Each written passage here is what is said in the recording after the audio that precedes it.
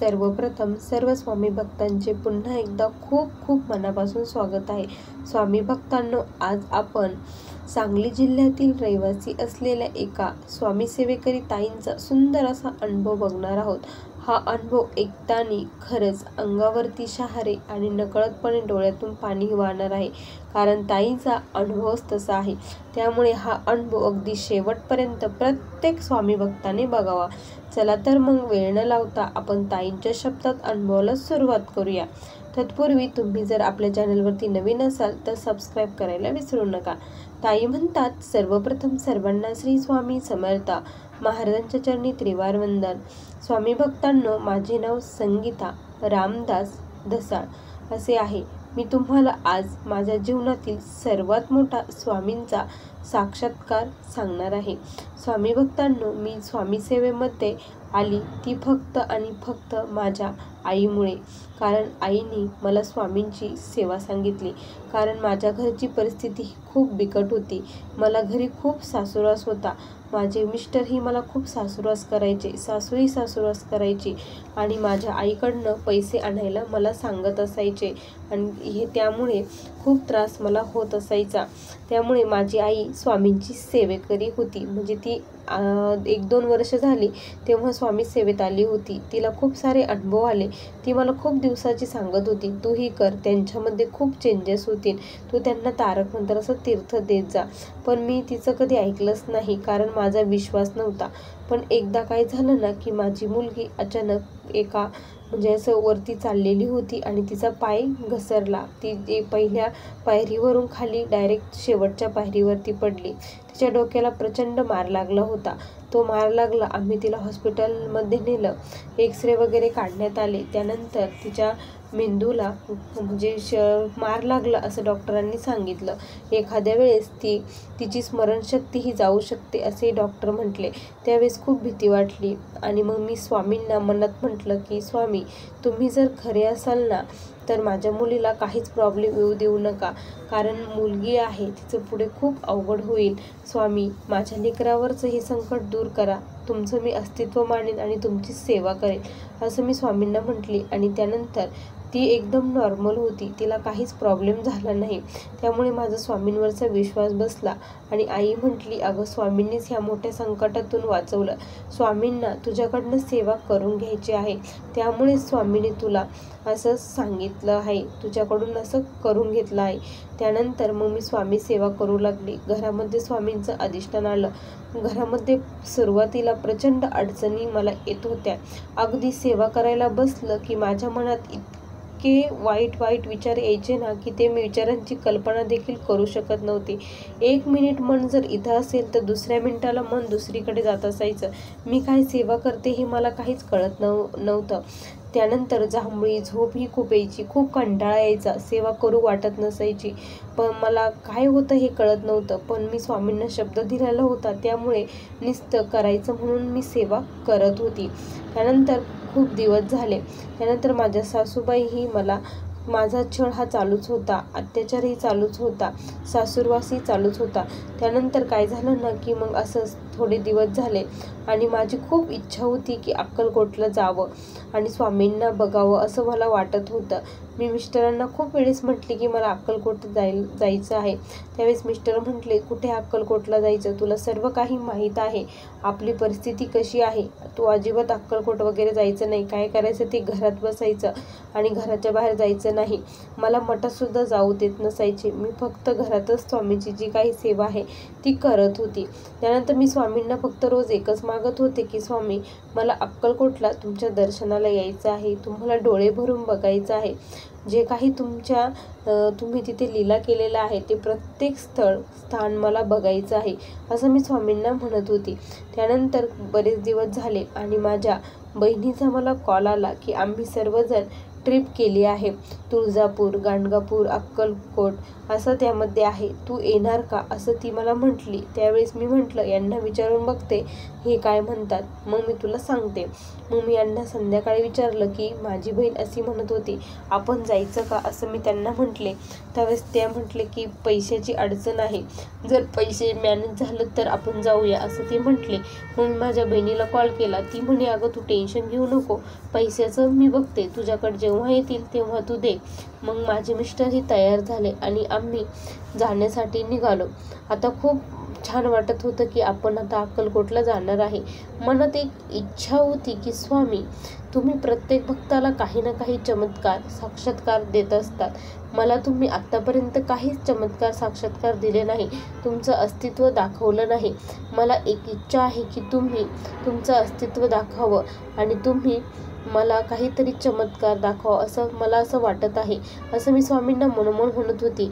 गाडीमध्ये प्रवास सुरू होता. मनामध्ये श्री स्वामी समर्थ या मंत्राचा जप सारखा चालू होता. तारक मंत्र आणि स्वामींचं नामघोष करत आमचा प्रवास हा सुरू होता. खूप छान वाटत होतं.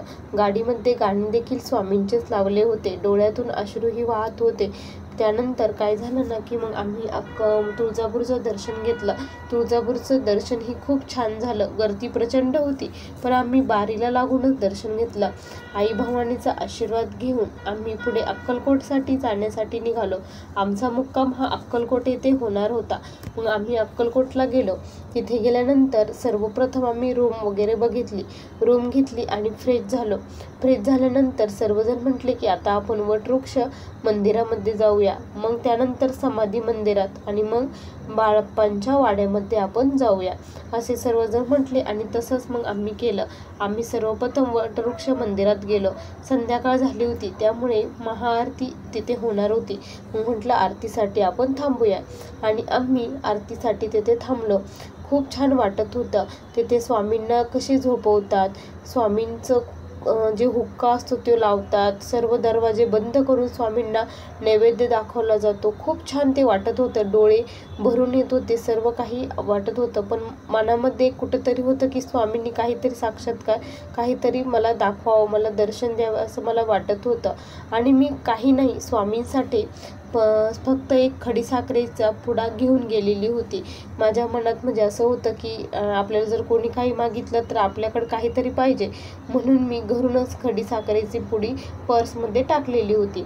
त्यावेळेस काय झालं ना की एक 6 वर्षाचा मुलगा माझ्याकडे आला आणि मला म्हटला की तुमच्या पर्समध्ये जे आहे ते मला खायचं आहे. आता याला कसं कळालं की माझ्या पर्समध्ये काय आहे म्हणून आणि तो मला मागू लागला. त्यावेळेस मलाही आठवण राहिली नव्हतं की मी पर्समध्ये काही ठेवलं. मी विचार करू लागले पर्समध्ये काय आहे, तर मी म्हटलं माझ्या पर्समध्ये काहीच नाही आहे. तो म्हटला की जे असेल ते द्या ना प्लीज, मला खूप भूक लागली आहे असं म्हटला. मी म्हटलं तुझे आई वडील कुठे आहे? ते म्हणे ते बाहेर आहे, मी आतमध्ये आहे, मी इथेच राहत असतो असं तो बोलला. त्यानंतर मग मी काय केलं, पर्समध्ये हात घातला. हात घातल्यानंतर बघितलं तर खडीसाखरेची पुडी होती. मग मी ती खडीसाखर काढली आणि त्याच्या हातावरती दिली. तो म्हटला मला एवढी नाही पाहिजे, तुम्ही तुमच्या हाताने द्या. मग मी त्याला माझ्या हाताने काढून दिली आणि तो ती आनंदाने खात खात तेथून निघून गेला. त्यानंतर मग तो मुलगा मला परत मिळालाच नाही, कारण तो म्हटला होता की आमचे बाहेर जी हे आहे, बाहेर स्टॉल लावलेले आहे, दुकान आहे, तेथे आमचं दुकान आहे आणि मी इथेच राहतो तो असं म्हटला होता. मग जाताना मी ते दुकान पाहत गेले की तो मला कुठं दिसतो का, पण तो मुलगा मला पुन्हा कधीच तिथे दिसला नाही, पुन्हा मला दिसलाच नाही. मी शेवटपर्यंत त्याला बघत होती, निघूस तर बघत होती, जाऊस तर बघत होती, पण मला तो मुलगा पुन्हा भेटलाच नाही. त्यावेळेस मनात कुठंतरी आलं, मी स्वामींना म्हणत होती काहीतरी साक्षात्कार द्या, प्रचिती द्या, मला दर्शन द्या.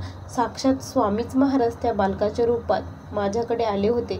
आणि विशेष म्हणजे त्याला कसं माहिती की माझ्या पर्समध्ये काहीतरी आहे म्हणून खाण्यासाठी, आणि मी ते घरूनच नेलेलं होतं. हे स्वामींनाच माहिती होतं की मी काहीतरी आणलं आहे. मग त्यावेळेस कळलं की खूप चूक झाली की आपण त्या मुलाला पूर्ण खडीसाखर ही द्यायला पाहिजे होती. स्वामीच महाराज त्याच्या रूपामध्ये आले होते. तेव्हा स्वामींवरचा विश्वास हा खूप दृढ झाला आणि तेव्हापासून खऱ्या अर्थाने मी स्वामी सेवेमध्ये आले आणि स्वामींची सेवा करू लागले. आणि हळूहळू घरातील वातावरण हे चेंज होत गेलं. स्वामी भक्तांनो, आज मी तुम्हाला सांगते, माझ्या घरामध्ये असं कोणीही म्हणणार नाही की तुमच्या घरी अगोदर असं वातावरण होतं आणि हे कसं झालं. हे फक्त आणि फक्त तारक मंत्रामुळे झालं आहे. मी रोज तारक मंत्राचा तीर्थ म्हणून माझ्या मिस्टरांना आणि सासूबाईला देत होती. त्याने त्यांच्यामध्ये खूप चेंजेस झाले. स्वयंपाक करताना मी महाराजांचं नामस्मरण करूनच स्वयंपाक करत होती आणि जी विभूती पडत असायची ती स्वयंपाकामध्ये घालून त्यांना खाऊ घालायची. त्यामुळे त्यांच्यामध्ये प्रचंड चेंजेस झाले आणि ते जरी रागावले, भांडायला उठले तर मी त्यांना प्रतिउत्तर देत नव्हती. फक्त श्री स्वामी समर्थ म्हणायची आणि महाराजांना सांगायची. ते आपोआप गप्प व्हायचे आणि ते शेवटी कंटाळून जायचे की हिला काहीच फरक पडत नाही. त्यामुळे घरातील वादविवाद हे कमी कमी होत गेले आणि आज स्वामी भक्तांनो, माझं पूर्ण घर हे स्वामीमय झालेलं आहे. माझे मिस्टर स्वामींचे दर्शन घेतल्याशिवाय घराबाहेर पडत नाही आणि त्यांच्या स्वभावामध्ये प्रचंड चेंजेस झाले आहे. त्यांचा तापटपणा, रागीटपणा, हट्टीपणा हा पूर्णपणे कमी झालेला आहे. गुरुमाऊली म्हणतात ना, सुंटे वाजून खोकला जातो, तसंच काही माझ्या बाबतीत देखील झालेलं आहे. ही फक्त स्वामींची माझ्यावरती कृपा आहे. स्वामी भक्तांनो, जेव्हा वेळ येते ना, तेव्हा स्वामी महाराज आपल्या भक्ताकडून ती सेवा करून घेत असतात आणि भक्तांच्या आयुष्यामध्ये पुढे काय घडणार आहे यामुळे स्वामींना माहीत असतं. त्यामुळे स्वामी त्याच्याकडून तीच सेवा करून घेत असतात आणि त्याच्यावरती येणारं संकट हे दूर करत असतात. स्वामी भक्तांनो, असा मला आलेला हा स्वामींचा अनुभव होता. श्री स्वामी समर्थ. बघा स्वामी भक्तांनो, तुम्हाला या ताईंचा अनुभव कसा वाटला नक्की कमेंटमध्ये कळवा. पुन्हा भेटू अशा सुंदर अनुभवासोबत. तोपर्यंत सर्वांना श्री स्वामी समर्थ. जय जय स्वामी समर्थ. श्री गुरुदेव दत्त.